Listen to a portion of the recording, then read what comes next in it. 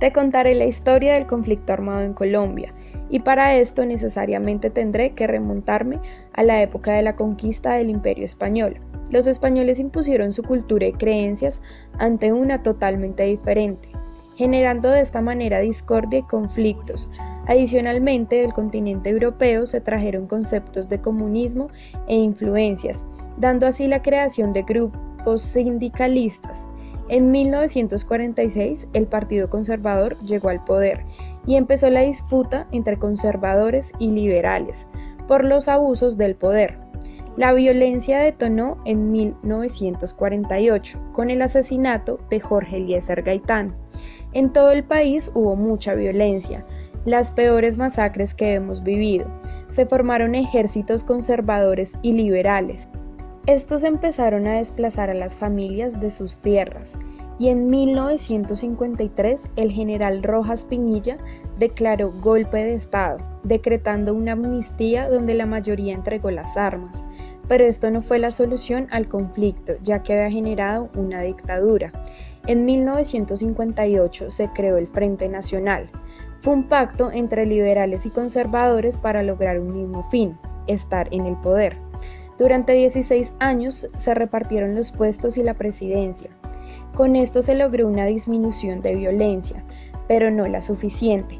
Desde 1964 se crearon las guerrillas y los grupos insurgentes, empezando por pequeños grupos de campesinos que tenían una forma de pensar diferente, hasta convertirse en grandes ejércitos como las FARC, el ELN, el M-19.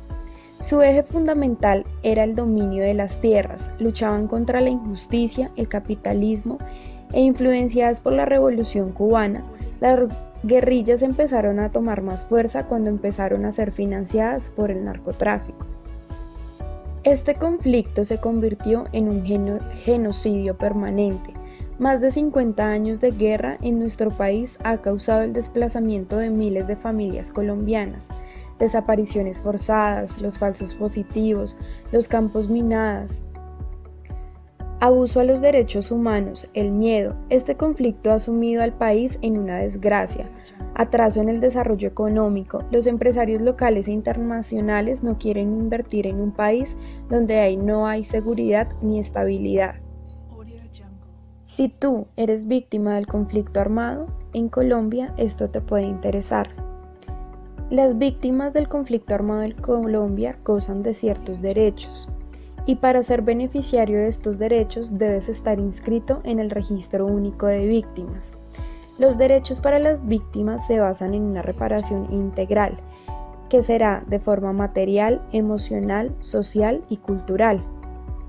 Habrá una reparación colectiva y esta se dará para comunidades y organizaciones políticas y sociales. De esto se encargará el Comité Territorial de Justicia Transicional. La reparación integral individual será para las personas que han sufrido de homicidio, desaparición forzada, secuestros, lesiones personales, tortura, reclutamiento a menores. Los derechos de satisfacción se basarán en la búsqueda de personas desaparecidas. El servicio militar no será obligatorio, se le entregará una carta de dignificación y se realizarán actos de perdón público y un homenaje a la memoria de las víctimas. Habrá una rehabilitación física y psicológica, se ayudará en proyectos productivos y negocios, mediante líneas de preferenciales de crédito y con una menor tasa de interés. Se garantizará la salud, la orientación ocupacional, la educación y reunificación familiar para la vivienda. Habrán garantías de no repetición, desmovilización y desmantelamiento de grupos armados, brindando protección y aplicando una sanción a los responsables.